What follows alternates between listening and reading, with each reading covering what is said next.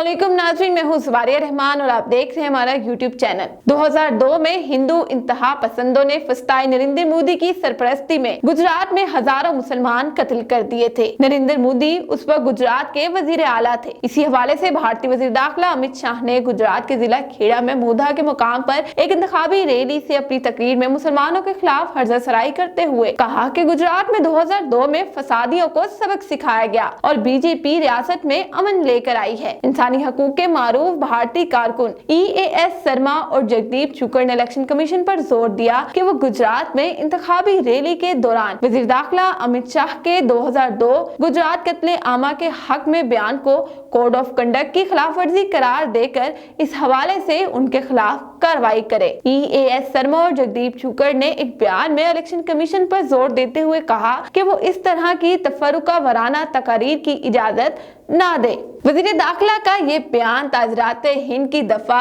153A की खिलाफ वर्जी है, जिसका ताल्लुक मजहब, नस्ल, जाय पैदाइश, रिहाइश, जुबान वगैरह की बुनियाद पर मुख्तलिफ ग्रोहों के दरमियान दुश्मनी को फरोग देने से है।